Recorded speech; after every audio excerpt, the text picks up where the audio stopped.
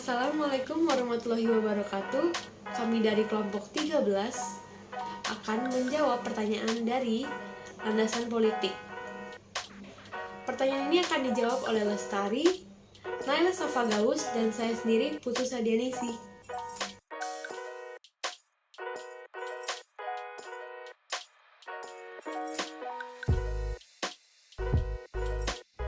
Politik pendidikan Indonesia dalam abad ke-21 harus mengindonesia, yaitu berpijak pada Pancasila, Undang-Undang Dasar 45, NKRI, Bhinneka Tunggal Ika, kekayaan, karakteristik, dan kebutuhan Indonesia, serta tidak perlu khawatir terpelanting dalam era kesejahterakan. Asal tingkat kesiapan untuk menghadapinya memadai. Bahwa politik pendidikan Indonesia akan terus berkembang dan berubah. Perkembangan pendidikan Indonesia bukan hanya politik Indonesia, namun meliputi karakteristik pembangunan kesejahteraan masyarakatnya.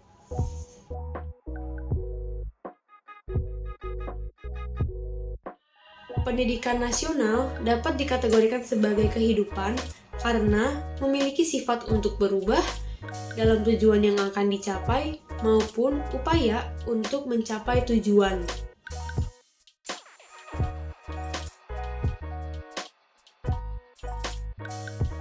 Tujuan pendidikan maupun upaya yang ditempuh untuk mencapainya sewaktu-waktu mengalami perubahan akibat keduanya memiliki hubungan simbiosis atau interkonektivitas dengan perubahan-perubahan lingkungan strategis.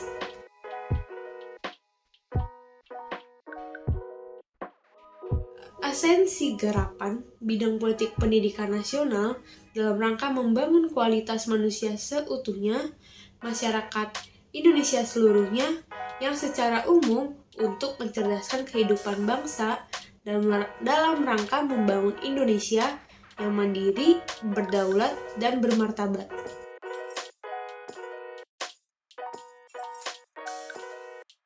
Tujuan utama yang dimiliki oleh pendidikan politik. Alasan pertama, dengan adanya pendidikan politik, setiap individu dapat mengenal dan memahami nilai ideal yang terkandung dalam sistem politik yang diterapkan. Kedua, dengan adanya pendidikan politik, setiap individu tidak hanya sekedar tahu apa yang tetapi juga lebih jauh menjadi seorang warga negara dengan adanya perubahan sikap dan peningkatan kadar partisipasi dalam dunia politik. Politik pendidikan mereka hadir dalam rangka membuat prioritas keputusan dan kebijakan pendidikan sesuai dengan kebutuhannya.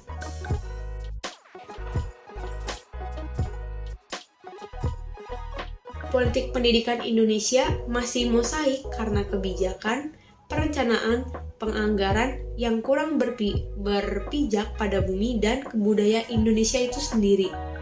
Kurangnya selaras dengan kekayaan karakteristik dan kebutuhan Indonesia.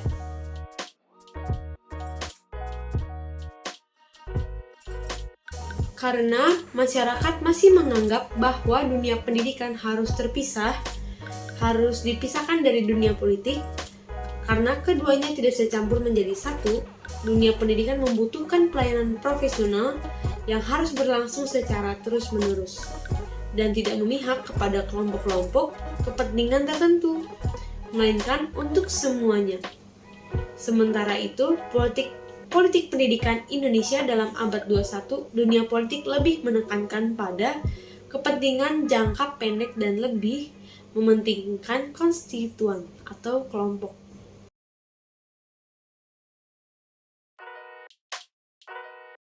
Politik pendidikan merupakan suatu proses pemilihan nilai-nilai dan pengalokasian sumber daya terbatas dalam proses pembuatan keputusan yang melibatkan berbagai kelompok yang memiliki kepentingan berbeda dalam rangka mempengaruhi pengambilan keputusan, sehingga nilai-nilai dan alokasi sumber daya terbatas yang diinginkan oleh kelompok-kelompok tertentu masuk dalam pengambilan keputusan.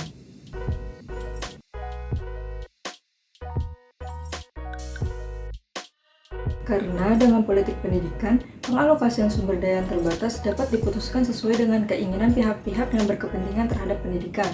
Pihak-pihak tersebut termasuk kelompok-kelompok eksekutif, legislatif, yudikatif, asosiatif profesi, pakar, lembaga swadaya masyarakat, media massa, dan masyarakat atentif yang semuanya memiliki kepentingan untuk mempengaruhi penguasa dalam pengambilan keputusan pendidikan.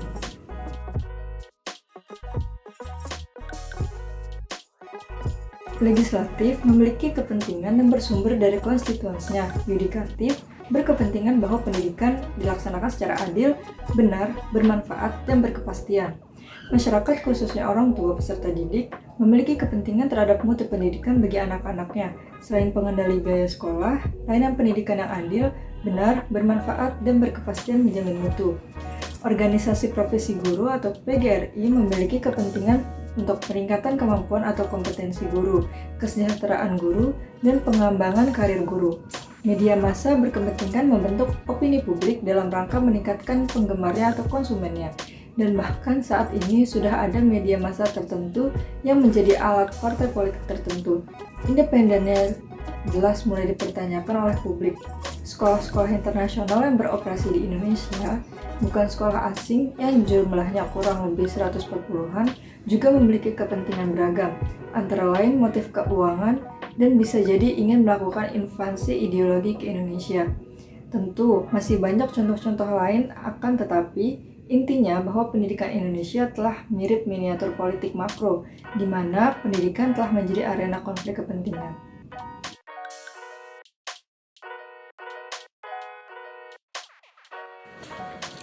Karena sebagai the next educators, wawasan akademis tentang politik pendidik dapat berguna untuk membina dan mengembangkan pengetahuan peserta didik dalam kehidupan politik guna meningkatkan partisipasi peserta didik dalam kehidupan berbangsa dan bernegara dan mewujudkan Indonesia yang lebih baik ke depannya.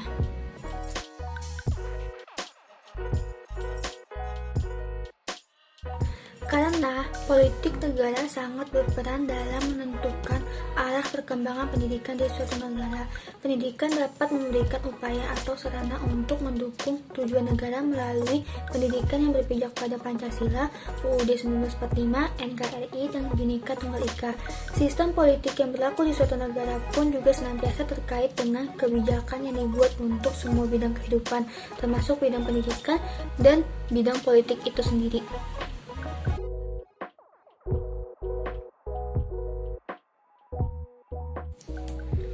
Karena masih banyak pengaruh yang tidak sesuai dengan Pancasila seperti feodalisme, pragmatisme, hedonisme, primordialisme, oligarki, dan miskin wawasan. Sosial kultural sangat berpengaruh pada pembangunan pendidikan. Maka, pendidikan politik dapat mengambil pelajaran cara menjaga perdamaian, kerukunan, dan kesadaran toleransi. Selain itu, upaya penataan ulang terhadap struktur, sistem, figur, dan kultur yang perlu dilakukan selaras dengan tantangan yang dihadapi saat ini.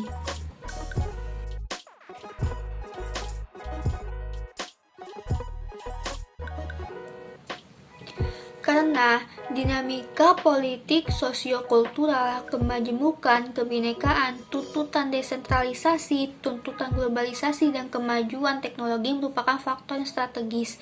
Karena peraturan digunakan sebagai acuan bagi penyusunan atau formulasi, implementasi, dan evaluasi pada kebijakan tersebut.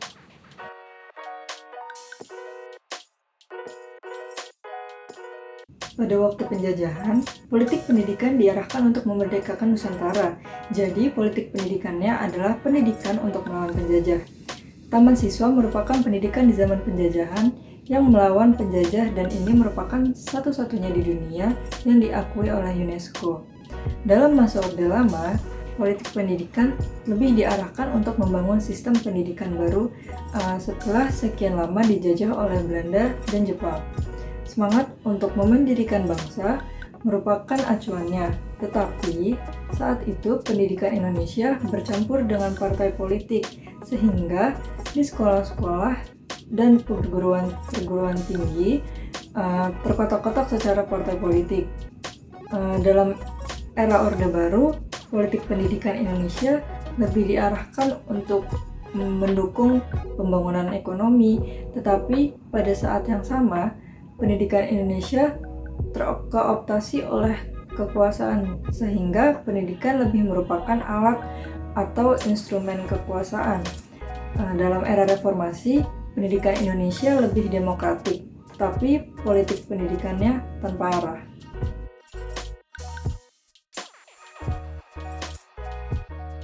Tujuan pendidikan nasional tersebut jelas belum sepenuhnya mengacu kepada Pancasila. Semestinya, tujuan pendidikan nasional harus mengacu Pancasila, yaitu mendidik manusia Indonesia agar beriman dan bertakwa terhadap Tuhan Yang Maha Esa, berperi kemanusiaan, berbangsa, berdemokrasi, dan berkeadilan sosial.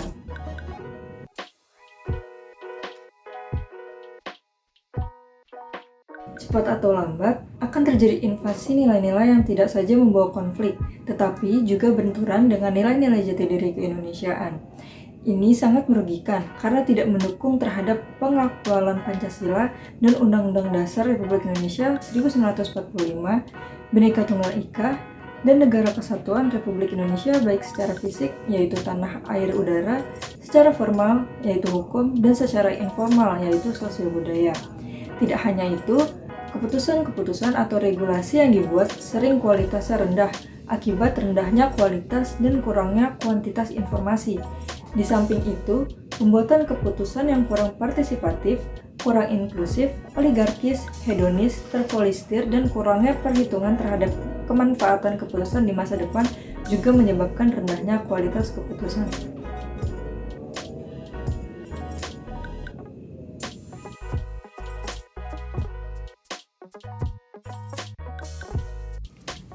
Kemendikbud tidak memiliki kewenangan untuk memerintah Dinas Pendidikan Provinsi.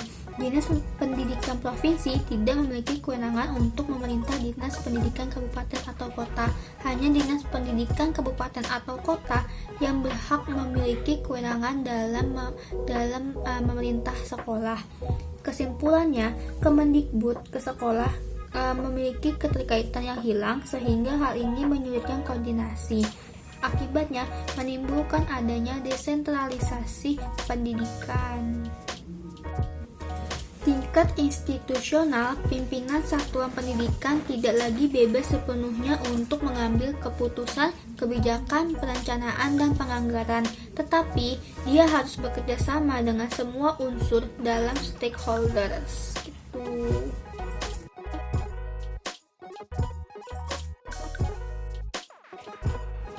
Politik pendidikan harus hadir karena terjadinya dialog, negosiasi, dan atau bahkan perdebatan antara stakeholder dalam mengalokasikan sumber daya yang terbatas untuk mencapai tujuan satuan pendidikan yang tidak terbatas.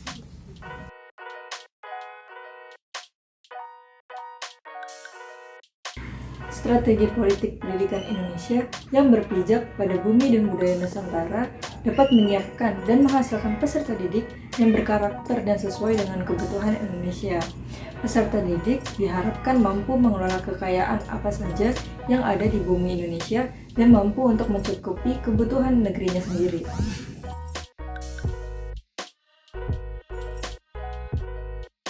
Salah satu tujuan pendidikan itu sendiri adalah untuk mencerdaskan kehidupan bangsa, sehingga peningkatan kualitas SDM diharapkan dapat membangun Indonesia yang mandiri, berdaulat, dan bermartabat.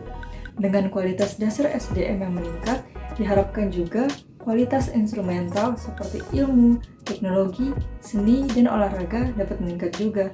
Selain itu, peningkatan kualitas dasar SDM dan kualitas instrumental, kualitas keindonesiaan agar manusia dan ilmu yang berkembang dapat sesuai dengan asas yang terdapat pada Pancasila.